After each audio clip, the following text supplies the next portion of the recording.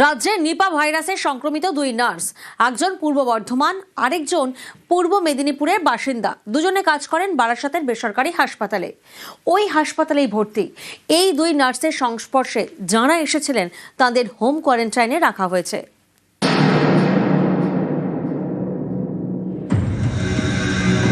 বারাসাতের বেসরকারি হাসপাতালে দুই নার্স নিপা ভাইরাসে আক্রান্ত হয়ে ভর্তি ওই হাসপাতালে। প্রথমে কল্যাণী এমস, পরে পুনের ন্যাশনাল ইনস্টিটিউট অফ ভাইরোলজিতে দুজনের সোয়াবের নমুনা পাঠানো হয়। দু জায়গার রিপোর্টেই নিপা ভাইরাসের রিপোর্ট পজিটিভ। নিপায় আক্রান্ত দুই নার্সের একজন পুরুষ, তিনি পূর্ব মেদিনীপুরের বাসিন্দা, আরেকজন তরুণী, তিনি পূর্ব বর্ধমানের কাটোয়ার বাসিন্দা। সম্প্রতি বাড়িতে গিয়েছিলেন, অসুস্থ হয় প্রথমে সেখানেই ডাক্তার দেখান, চিকিৎসায় কাজ হয়নি বলে দাবি পরিবারের। তরুণী একদিন জ্ঞান হারানোই তাকে কাটোয়া হাসপাতালে নিয়ে যায় পরিবার, পরে বর্ধমান মেডিকেলে, সেখান থেকে বারাসাতের বেসরকারি হাসপাতালে ভর্তি করা হয়। ঠান্ডা জ্বর বলে বাড়ি এসেছে এইটাই জানি, তারপরে যে এত হয়েছে সেটা তার আমরা রাতে মায়ের কাছে শুয়েছিল, সেটা তার আমরা বলতে পারবো না। আজকে যখন ডিক্লার হয়েছে যে এই রোগটা হয়েছে তখন জেনেছি। এসেছিল কবে এখানে? এসেছিল 2 তারিখে। নিপায় সংক্রমিত নার্স সম্প্রতি যে যে জায়গায় গিয়েছেন সেইগুলিকে হাই রিস্ক জোন হিসেবে চিহ্নিত করা হয়েছে। হাই রিস্ক জোন হিসেবে চিহ্নিত করা হয়েছে বারাসাতের হাসপাতাল ও কাটোয়ার বাড়িকেও। আক্রান্তদের সংস্পর্শে যারা এসেছেন তাদের হোম কোয়ারেন্টাইনে রাখা হয়েছে। বারাসাত থেকে জিয়াউল আলম ও পূর্ব বর্ধমান থেকে রণদেব মুখোপাধ্যায়, নিউজ 18 বাংলা। নিপা ভাইরাসে সতর্ক রাজ্য, পরিস্থিতির উপর নজর রাখছেন মুখ্যমন্ত্রী। কেন্দ্রীয় স্বাস্থ্যমন্ত্রী ও মুখ্যমন্ত্রীর মধ্যে কথা হয়েছে। পরিস্থিতি মোকাবিলায় কেন্দ্র ও রাজ্য মিলে তৈরি হয়েছে বিশেষ দল। ডাক্তাররা বলছেন আতঙ্কিত নয়, সতর্ক থাকতে হবে।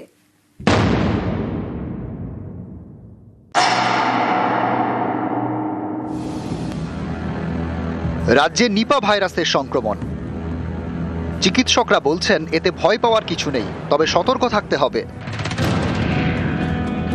নিপা ভাইরাসের বাহক ফল খেকো বাদুড়, শুয়োর, কাঠবিড়ালি, প্রত্যক্ষ বা পরোক্ষভাবে এদের খাওয়া ফল বা সবজি কেউ খেলে তিনি সংক্রামিত হতে পারেন। দেহরসের মাধ্যমে নিপা ভাইরাস ছড়ায়, ড্রপলেটের মাধ্যমে নয়, তাই মাস্ক সংক্রমণ আটকাতে পারবে না। খাবার বা পানীয় ভাগ করে খেলে সংক্রমণ ছড়াতে পারে। এই ধরনের যদি কোনো পেশেন্টকে দেখা যায় তো আইসোলেশন মানে তার থেকে ডিস্টেন্স মেনটেন করতে হবে, আর হচ্ছে হাত ধোয়ার যে হাইজিনগুলো মেনটেন করা, এইগুলো আপাতত করলে হয়। ভয় পাওয়ার নেই ঠিকই, কিন্তু সতর্কও থাকতে হবে। জ্বরের সাথে সাথে যদি দেখা যায় তার বিহেভিয়ারের কোনো চেঞ্জ হচ্ছে তাহলে কিন্তু নিপা হওয়ার একটা সম্ভাবনা থাকে। নিপা ভাইরাসে কেউ আক্রান্ত হলে তার জ্বর, মাথা ব্যথা, পেশিতে ব্যথা, মাথা ঘোরা, ডায়রিয়া, বমি বা বমি ভাব, শ্বাসকষ্ট, খিঁচুনি হতে পারে, এমনকি আচরণও পাল্টে যেতে পারে। এরকম কোনো উপসর্গ থাকলেই যেতে হবে ডাক্তারের কাছে, দেরি করা চলবে না। তারপর ডাক্তারের পরামর্শ মতো টেস্ট, যেমন গলার সোয়াব টেস্ট, রক্ত বা প্রস্রাবের আরটিপিসিআর টেস্ট। এখনো পর্যন্ত নিপার কোনো ভ্যাকসিন আবিষ্কার হয়নি। আমাদের ক্ষেত্রে সব থেকে পিছিয়ে থাকতে হয় কি, যে ডায়াগনোসিসটা অনেকটা ডিলে হয়। ওই অ্যাট দ্য সেম টাইম দেখা যাচ্ছে অনেক মানুষের স্প্রেড করে যেতে পারে, যার জন্য এটা একটা মেজর ড্রব্যাক। এই জন্য টেস্টিং ফ্যাসিলিটিস যত বাড়ানো যাবে তো সেক্ষেত্রে ডায়াগনোসিসটা খুব ইজিলি হবে, কারণ এটা কিন্তু কোভিডের থেকে পোটেনশিয়াল কিন্তু বেশি এবং মর্টালিটি রেট কিন্তু খুব বেশি। এই জন্য কিন্তু সতর্ক হওয়াটা অত্যন্ত জরুরি। নিপা ভাইরাস খাদ্যনালী দিয়ে ঢুকে অন্ত্র, শ্বাসনালী, মস্তিষ্ক এবং কেন্দ্রীয় স্নায়ুতন্ত্রে আক্রমণ করে। আক্রান্ত হওয়ার 24 থেকে 48 ঘন্টার মধ্যে অবস্থার অবনতি হতে পারে। সুস্থ হওয়ার পরও দীর্ঘমেয়াদী প্রভাব যেমন শ্বাসকষ্ট বা খিঁচুনি হতে পারে। এই রোগে মৃত্যুর হার 40 থেকে 75%।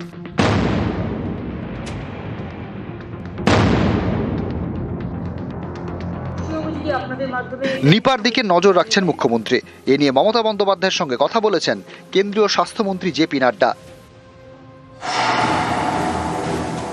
কেন্দ্র রাজ্য মিলে তৈরি করা হয়েছে জয়েন্ট আউটব্রেক রেসপন্স টিম।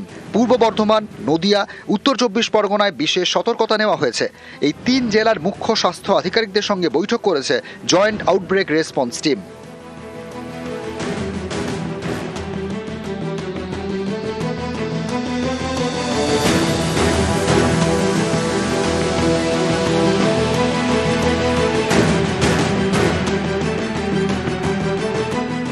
मुख्यमंत्री ममता बनर्जी की से बातचीत की है, इस डिजीज को कंट्रोल करने के लिए जमीनी स्तर पर कार्य कर रही है।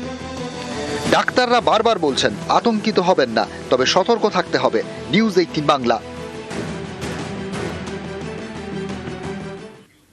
গণ ইস্তফার হুঁশিয়ারি দিয়ে বিএলওদের ডেপুটেশন। এসআইআর এর কাজে প্রবল চাপের অভিযোগ। ইআরওর কাছে ডেপুটেশন জমা বিএলওদের।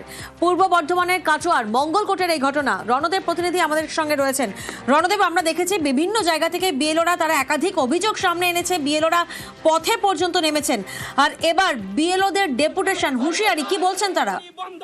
হ্যাঁ দেখো, বিএলওদের প্রথম দাবি হচ্ছে যে বিভিন্ন ভাবে বিভিন্ন নানান পদে কমিশনের প্রতিনিধিরা কখনো সমাজ মাধ্যমে কখনো মৌখিক ফোনে এইভাবে নির্দেশ দিয়ে তাদেরকে নাজেহাল করছে, এবং সেই লজিক্যাল ডিসক্রিপশনের যে নোটিশ নিয়ে যখন ভোটারদের বাড়ি যাচ্ছে সেখানে কিন্তু ভোটাররা তাদেরকে হেনস্থাও করছে, এমন অভিযোগ করছে।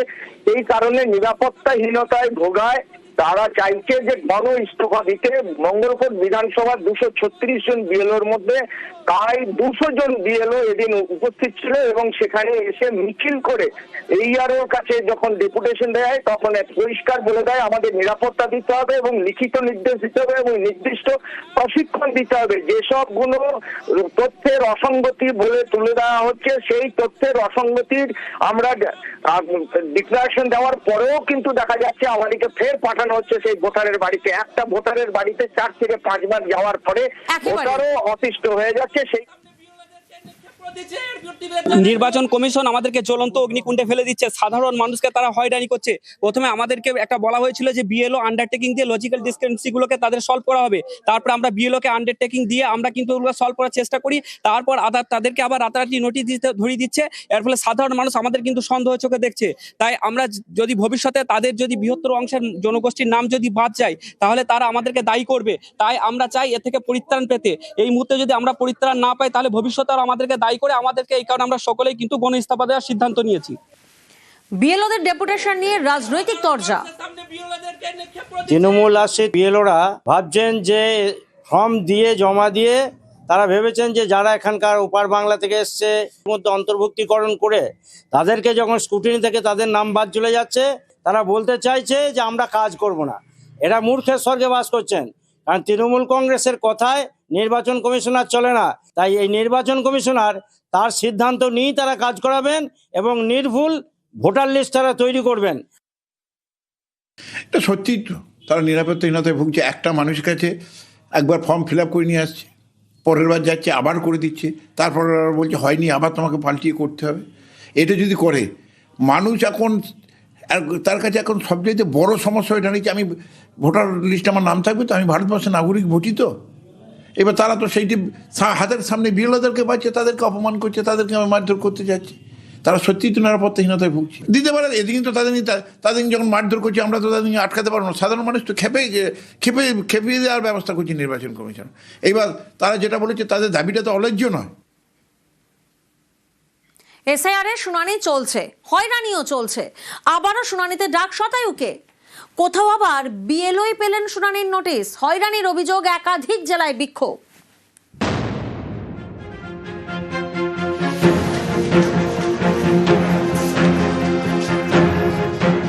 মুর্শিদাবাদের বড়োয়া এখানকার বাসিন্দা হারু শেখ। তার পরিবারের দাবি বৃদ্ধের বয়স 104, তাকেও মঙ্গলবার শুনানিতে রাখা হয়। এনআরসির কাগজ ভুল ছিল তাই সংশোধন করতে এসেছি। কত বয়স কত? 104 বছর। 104। কিন্তু আপনার বাড়িতে লোক যায়নি? বাড়িতে লোক যায়নি। লোক যায়নি বলে তো হয়রানি করে আসা। এখানে লোক গেলি গিয়ে হয়রানি করে, এই মুরব্বী লোক কিভাবে আসবে? এই তো টোটো করে নিয়ে আসি, ও তো উঠি লইতে পারছি না, চলতে পারছি না, তুলাই দিন নামাইতে হয়েছি, উঠাইতে হয়েছি, এভাবে কষ্ট করে নিয়ে আসতে হয়েছে।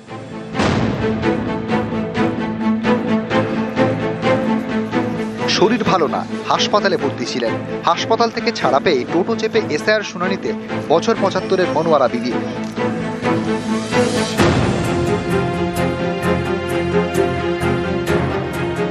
কয়েক মাস আগে স্ট্রোকে আক্রান্ত, ঠিকমতো হাঁটতে পারেন না। আলিপুরদুয়ার শহরের বাসিন্দা 85 বছরের দীপক রায়। মঙ্গলবার তাকে যেতে হয় শুনানিতে। উনি তো একা চলতে ফিরতে পারেন না, ওনার হাই প্রেশার, শরীরও মানে ব্যথা আছে, হাঁটতে অসুবিধা হয়। দেখার তো কেউ নেই, এই তো আমরা আর কি দৌড়াদৌড়ি করতেছি। এই হেয়ারিং এর জন্য এত দূর আসতে হলে, বাড়িতে হইলে খুব ভালো হতো।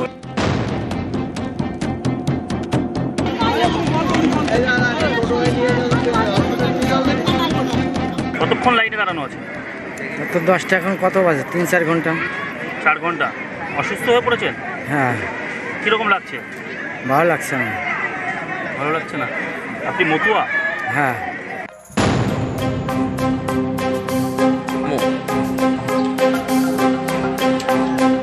আমি 99 সাল থেকেই ডিওর কাজ করি। তারপর পরবর্তীতে যখন বিএলও করে, বিএলও নিয়োগ করে যখন নির্বাচন কমিশন, তখন থেকে আমি প্রথম বিএলও, আর আমার বিএলও বাদ যায়নি, বিএলও কাজ করেই যাই। এবার আমার নামে নোটিশ এসেছে।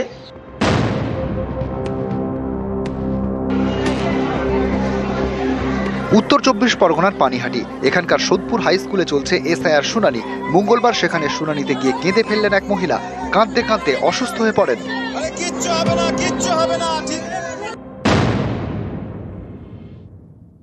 আমাকে হিয়ারিং এ ডেকেছে। আমার তো 2002 সালে আমার ভোট দেওয়া আছে, তাও আমাকে ডেকেছে। 50 বছর থেকে এই কলোনি দখল করে কলোনিতে, এখন যদি নাম বাদ চলে যায়, বাদ চলে যাক, ওতে আমার কোনো ভয় নাই।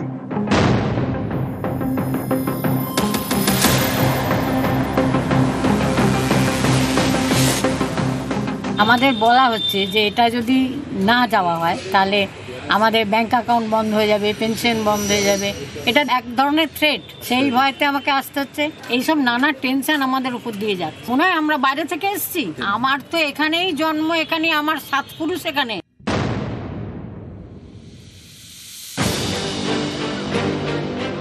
কাছেই পঞ্চায়েত অফিস, কিন্তু সেখানে শুনানি হচ্ছে না। স্থানীয়দের দাবি ডাকা হয়েছে 30 কিলোমিটার দূরে বিডিও অফিসে। এর প্রতিবাদে বর্ধমানের দেওয়ানদিঘিতে রাস্তায় নেমে বিক্ষোভ। আমাদের হিয়ারিংটা 5 কিলোমিটারের মধ্যে হয়। আমাদের এখানে থেকে 30 কিলোমিটার বিডিও অফিস। হ্যাঁ, আমাদের তো যাতায়াতের অসুবিধা, তার জন্য ওরা যাতে 5 কিলোমিটারের মধ্যে হয়, তার জন্য ওরা এই আন্দোলনটা করেছে। পূর্ব বর্ধমানের ভাতার স্থানীয়দের দাবি, এই ব্লকে এসআইআর শুনানির ডাক পেয়েছেন প্রায় 26,000। তাঁদের অনেকেই বাইরে থাকেন, অনেকে থাকেন শুনানি কেন্দ্র থেকে কয়েক কিলোমিটার দূরে। হয়রানির অভিযোগ তুলেও এদিন প্রতিবাদে রাস্তায় নামেন অনেকে। আমাদেরকে আশ্বস্ত করেছেন যে আধার কার্ড নির্বাচন কমিশন এতদিন ধরে নেব না বলছিল, যাদেরকে নোটিশ পাঠানো হয়েছে তাদের সেই আধার কার্ডের মাধ্যমে তাদের ভেরিফিকেশন কমপ্লিট করা হবে। যারা বাইরে আছেন তাদের পরিবারের কোনো ব্যক্তি এসে এখানে ডকুমেন্টস ভেরিফিকেশনের মাধ্যমে তাদের সকল ডকুমেন্টস ভেরিফাইড করাতে পারবেন।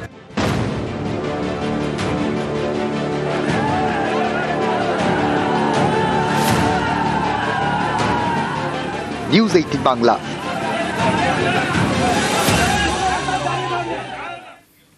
মায়াপুর ইস্কনে ক্যাম্প করবে কমিশন। 3রা মার্চ মায়াপুর ইস্কনে কমিশনের ক্যাম্প।